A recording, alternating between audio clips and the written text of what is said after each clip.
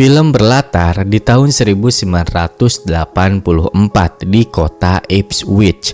Kita diperlihatkan seorang anak berusia 15 tahun yang sedang bersepeda untuk mengantarkan koran ke rumah Maggie. Karena namanya kurang nyaman disebut, jadi kita rubah saja ya. Sekarang kita sebutnya Mike. Devi sempat melihat korannya yang berisi berita kehilangan seorang anak laki-laki. Mike meminta tolong kepada Devi untuk membantunya di rumah. Sekalian dia akan membayar upah Devi yang kelupaan.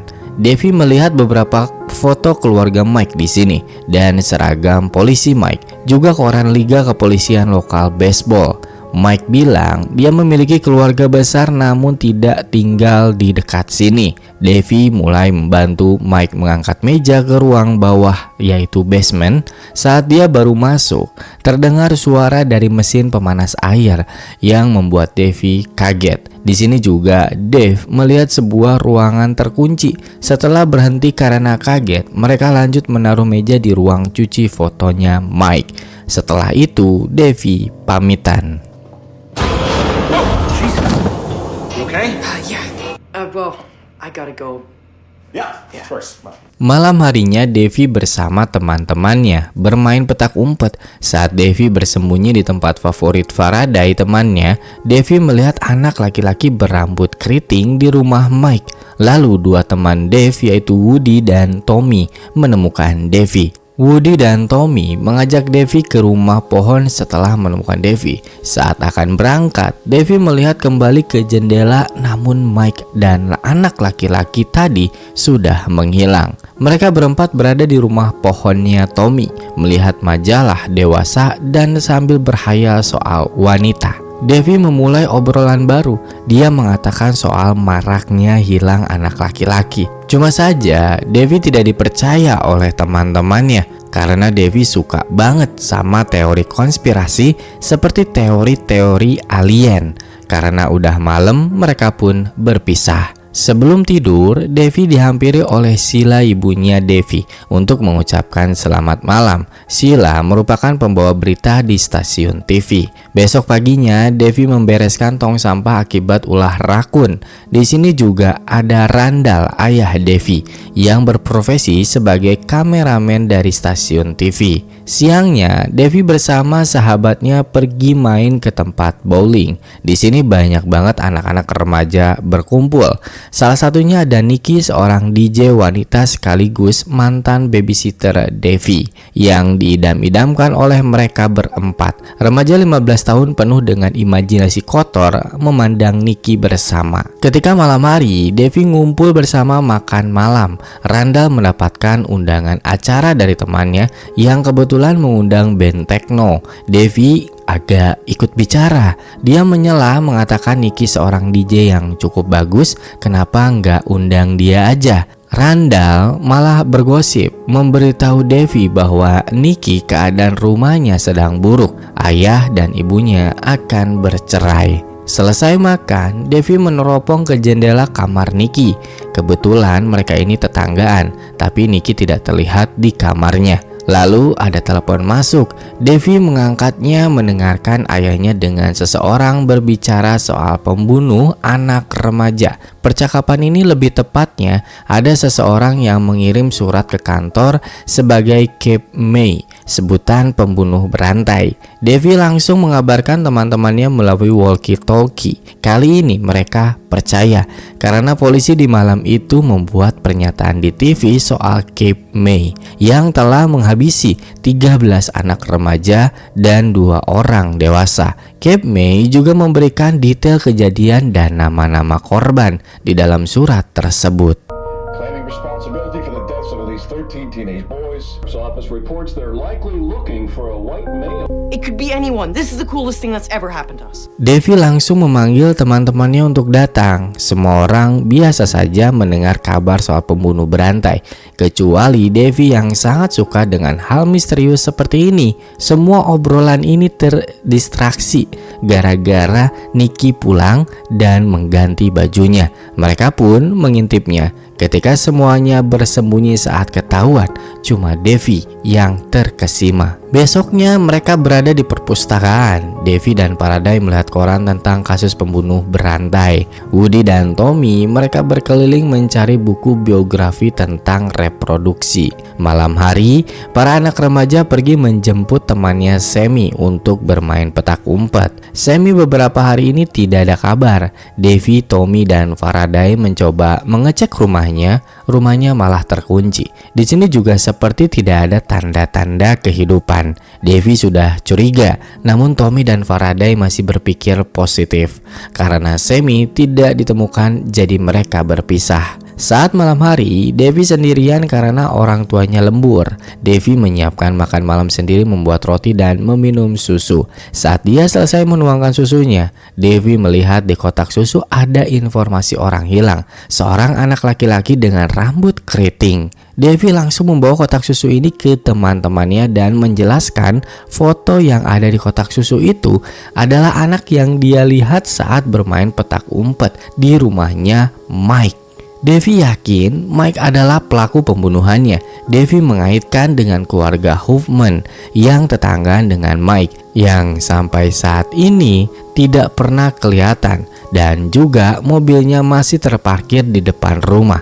Kemungkinan keluarga Hoffman tahu yang diperbuat oleh Mike, jadinya mereka juga ikut menghilang. Teori ini diperkuat Kyle, kakaknya Tommy yang bekerja di toko bangunan. Mike sering membeli tanah untuk kebun sebanyak 45 kg minggu lalu. Devi juga tambah lagi yakin ketika polisi mengatakan ciri-ciri pelaku pembunuh berantai merupakan orang kulit putih berusia 30 sampai 40 tahun yang tinggal sendirian. Siapa lagi kalau bukan Mike? Seperti yang kita tahu, Mike merupakan anggota polisi. Dia pasti tahu taktik polisi. Polisi menjadikan dirinya untuk samaran. Mackie is the Kate May Slayer. That's the kid I saw in Mackie's dining room a few weeks ago. Suspect is likely a white male, late 30s to 40s, lives alone. Who does that remind you of? Search and destroy. Operation Mac Attack starts now. Mereka melakukan pengintaian untuk tahu jadwal kegiatan Mike. Diawali pagi hari di weekday jam 8.42, Mike bekerja dengan membawa tas olahraga. Mike pulang jam 18.25 dengan membawa tas yang sama, masuk ke garasi dan langsung menutupnya. Selalu menutup garasi. Saat weekend, dia berpergian dan juga mengurus kebunnya di belakang rumah. Kebun yang dikelolanya juga acak-acakan. Setiap malam jam 20.30, Mike selalu makan malam sendirian. Dan hampir setiap malam jam 23 atau jam 11, Mike selalu keluar malam untuk jogging sekitar 1 jam. Semua rangkuman ini sudah didapatkan, kini tinggal tunggu waktu untuk menangkapnya. Siang harinya mereka mengintai Mike dari rumah pohon. Terlihat Mike menyeret 2 tong sampah. Saat malam hari tiba, mereka semua pergi ke depan rumah Mike, membuka 2 tong sampah itu untuk mencari bukti. Tapi setelah pencarian di tong sampah, mereka nggak dapat apa-apa. Namun saat Faraday mengecek kotak surat, ditemukan majalah dewasa. Tommy yang melihatnya langsung mengambil majalah tersebut. Saat mereka akan berpisah, Woody meminta untuk menginap di rumahnya Devi. Ketika Woody pulang untuk mengambil barang dan kembali ke rumah Devi, dia melihat ibunya yang sedang dalam keadaan sakit. Woody pun membatalkan niatnya. Devi yang di rumah sendirian menunggu Woody. Datanglah seseorang mengetuk. Ternyata itu adalah Nikki. Nikki datang cuma pengen ngecek doang. Ya, dia masuk seperti rumah sendiri karena Nikki lama menjadi babysitter Devi. Nikki masuk ke kamar Devi, melihat-lihat jurnal konspirasi Devi. Baru mau mencium Devi, orang tua Devi pulang. Nikki keluar melalui jendela. Di malam yang sama, seorang pria keluar dari rumah. Baru saja berjalan, dia melihat seseorang mengejarnya.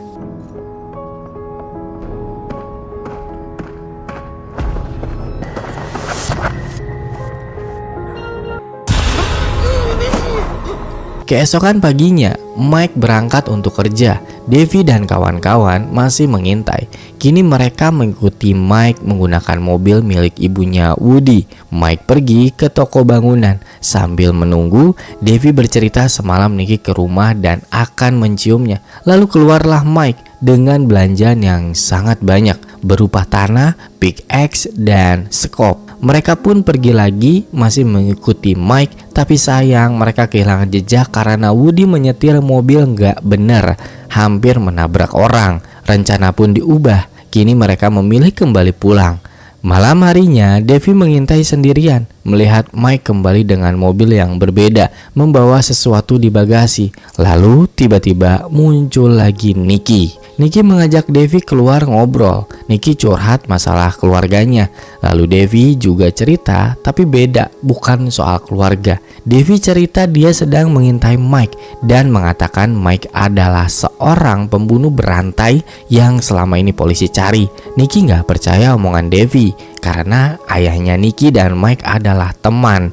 Apalagi Mike adalah seorang polisi, mana mungkin melakukan itu. Nicky memperingati agar berhenti mengintai Mike, tapi Devi keras kepala dan merasa dugaannya ini benar.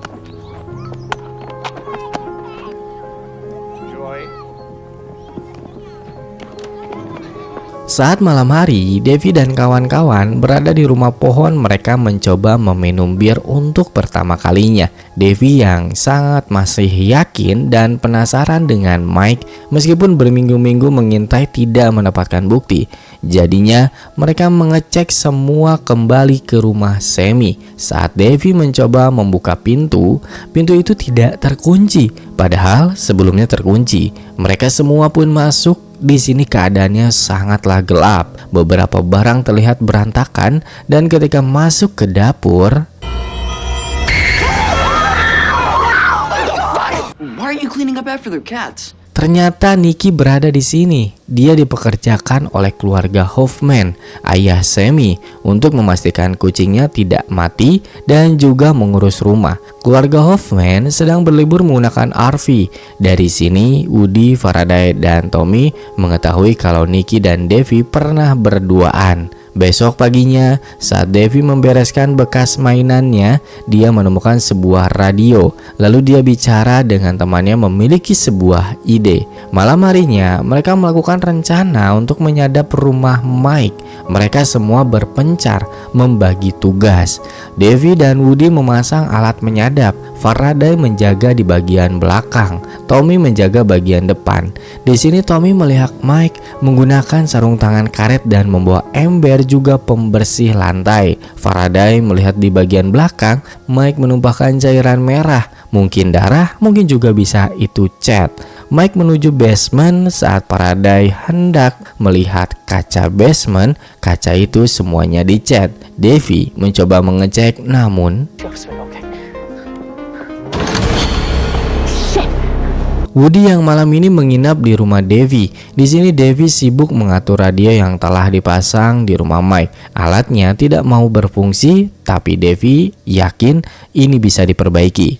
Besok paginya, Devi mengunjungi lagi rumah Mike untuk mengantarkan koran dan sekalian mengecek radio. Di sini dia menyambungkan frekuensi radio terlebih dahulu. Lalu tiba-tiba muncullah Mike dari belakang. Mereka ngobrol soal semalam. Devi beralasan dia sedang bermain petak umpet.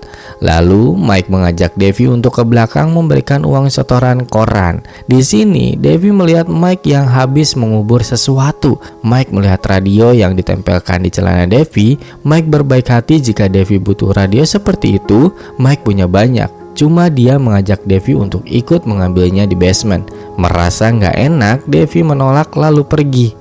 Saat malam harinya, Devi mengintai lagi Mike. Dia terkejut ternyata Mike juga sedang mengintai Devi. Devi yang takut karena kepergok, dia pun langsung bersembunyi. Dan saat merasa sudah nyaman, Devi kembali meneropong ke rumah Mike. Dia melihat radio miliknya ditaruh di jendela. Devi mengadakan pertemuan mendadak dengan teman-temannya. Devi langsung menceritakan kejadian saat dia kepergok mengintai Mike. Bukannya berhenti, Devi semakin penasaran. Kini mereka memiliki rencana lain. Woody dan Faraday mengikuti Mike lari jam 11 malam. Tommy dan Devi melihat belakang rumah Mike. Woody dan Faraday mengikuti Mike yang ke garasi mengambil sebuah mobil kodok. Sementara Devi dan Tommy menggali tanah. Woody dan Faraday mengabarkan melalui walkie-talkie. Mereka nggak dengar, merasa nggak menemukan apapun dari galian. Tommy dan Devi membuka gudang yang terkunci. Awalnya sih biasa saja seperti gudang pada umumnya. Sampai akhirnya Devi menemukan sebuah pakaian. Pakaian ini milik Dusty, anak yang hilang. Ditambah ada bercak darah juga. Tiba-tiba muncullah Woody dan Faraday. Mereka langsung berkumpul untuk membicarakan temuan mereka masing-masing. Devi dan Tommy mendapatkan baju Dusty. Woody dan Faraday mendapatkan informasi. Mereka menemukan sebuah cairan hidroksida. Cairan tersebut gunanya untuk memutuskan ikatan kimiawi yang menjaga daging tetap utuh, yang sering digunakan untuk mengurangi bau bangkai. Bisa disimpulkan dugaan ini masuk akal. Akhirnya mereka memberanikan diri untuk melaporkan semuanya kepada Randall dan Sheila. Rencana itu ternyata ditolak mentah-mentah. Randall dan Sheila beneran marah, gak terima kelakuan anaknya bersama teman-temannya ini melanggar hukum. Apalagi Mike adalah seorang polisi. Randall juga gak percaya selama ini mereka bertetangga, gak ada yang aneh. Jadinya Randall membawa anak-anak menemui Mike untuk minta maaf. Awalnya Devi sebagai perwakilan meminta maaf, namun Devi merasa ini adalah waktu yang tepat untuk menjelaskan kalau Mike adalah seorang pembunuh berantai. Devi membawa kantong susu dan pakaian Dusty. Dia juga bertanya soal anak yang waktu itu Mike bicara dengannya. Mike mengatakan kalau dia adalah keponakannya yang membantu membereskan basement. Devi tambah curiga, katanya Mike tinggal sendiri jauh dari tetangga. Randall gak mau terlalu jauh dia menghentikan pembicaraan, dan Mike juga gak marah kelihatannya di sini. Dari kejadian ini, Devi dipojokkan dan teman-temannya sudah tidak sejalan dengan Devi. Ditambah Randall kecewa dengan kelakuan Devi. Devi berada di kamarnya sendiri, memainkan gembok dan berhasil membukanya. Lalu panggilan telepon datang dari Nikki yang mengajaknya untuk ke rumah. Ajakan yang istimewa, Devi pun sudah berada di kamarnya Nikki yang sedang melihat foto-foto kenangan saat mereka bersama ketika Nikki masih ngasuh Devi. Di sini Devi juga bercerita soal kejadian kalau dirinya udah ketahuan karena mengintai Mike. Singkat cerita, keesokan harinya Mike berkunjung ke rumah Devi. Kebetulan Devi sendirian di rumah. Mike kesini hanya untuk memastikan hubungan mereka baik-baik saja. Mike beneran datang tuh ramah banget, tapi Devi masih agak sedikit ketakutan dan tidak ramah kepada Mike. Soalnya masih penuh curiga. Mike yang meminta untuk masuk ke rumah juga ditolak oleh Devi. Sampai akhirnya Devi ini mencoba untuk meluapkan rasa penasarannya, menyuruh Mike untuk menelpon keponakannya. Mike dengan senang hati melakukan itu. Karena ketakutan, Devi lebih memilih membawa teleponnya ke depan rumah. Mike ini kelakuannya menakutkan. Dia tiba-tiba masuk ke dalam saat Devi mengambil telepon. Setelah Devi memberikan telepon kepada Mike, dia menelpon Jimmy keponakannya. Tapi tidak ada jawaban, kata Mike. Setelah itu mereka pun berpisah. Devi yang penasaran, dia menelpon call center telepon untuk bertanya panggilan terakhir dari nomor ini. Dan ketika ditulis nomor itu, nomor tersebut adalah nomor telepon rumahnya Mike. Malamnya, teman-teman Devi ke rumah. Devi dengan semangat menjelaskan semuanya tadi pagi, tapi tidak ada yang percaya. Sampai-sampai Sheila memanggil Devi. Di TV sedang disiarkan pernyataan terbuka polisi yang telah menemukan pembunuh berantai Cape May yang bernama Arthur. Bukan Mike ternyata, tapi anehnya yang menangkap pembunuh itu adalah Mike. Apakah Mike cuci tangan?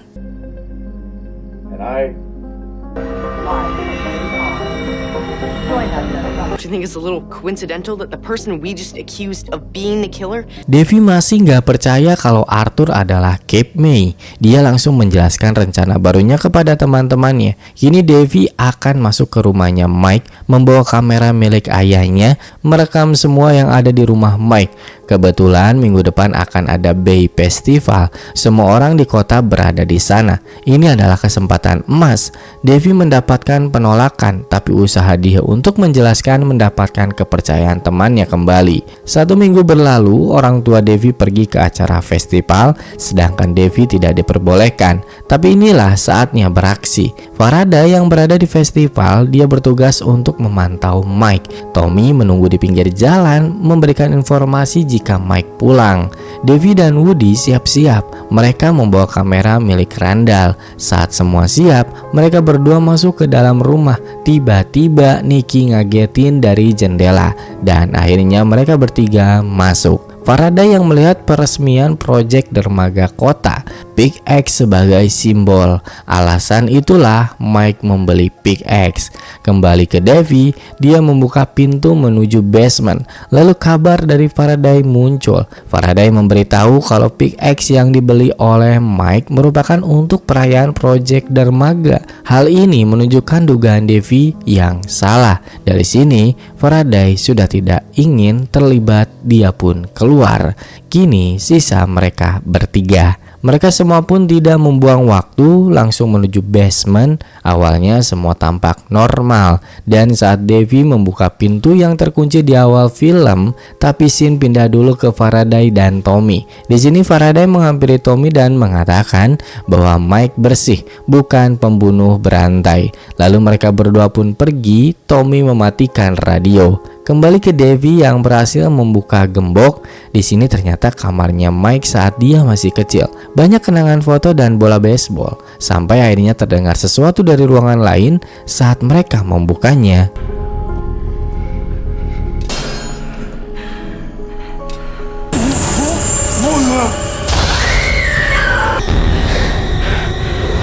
Devi, Woody, dan Nicky membawa korban yang disekap oleh Mike. Saat di luar, Devi baru sadar semua foto yang di awal film Devi lihat, mereka semua ini bukan keluarga besar Mike, melainkan para korban yang telah dibunuh oleh Mike. Devi terkejut ketika melihat foto dirinya terpampang.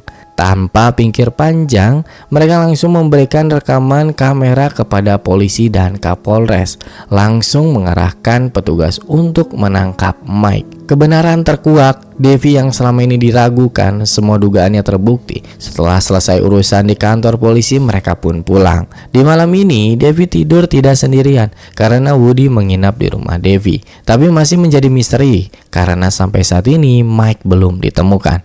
Saat di tengah malam jam 12 lebih, datang seseorang dari atas plafon rumah Devi. Dan ternyata itu adalah Mike. Dia langsung membius Devi dan juga Woody. Mereka berdua tersadar sudah berada di sebuah mobil. Woody dan Devi saling melepaskan ikatan mereka. Di sini sunyi karena di tengah-tengah hutan.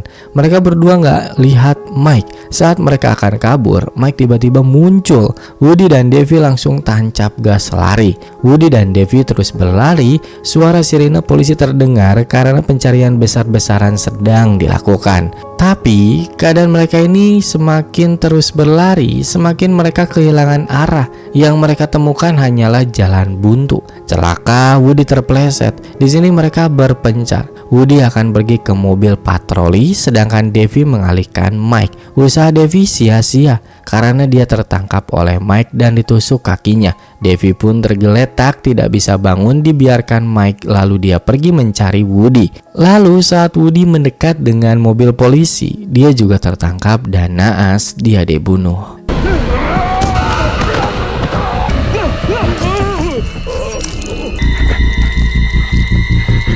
Devi yang berjalan sambil tertatih menemukan Woody yang sudah tidak bernyawa. Dan di sini Devi juga ditangkap oleh Mike. Namun Mike melakukan hal lain. Dia tidak ingin membunuh Devi. Mike membiarkan dia hidup. dan memberi rasa trauma kepadanya karena Mike akan kabur. Singkat cerita, Devi berhasil ditemukan oleh seseorang dan diselamatkan. Kini keadaan tempat tinggal Devi berubah total. Nikki pergi, Faraday dan Tommy juga pergi. Rumah Mike disegel. Rasa trauma mendalam dialami Devi karena Mike sampai saat ini belum ditangkap. Lalu film pun tamat.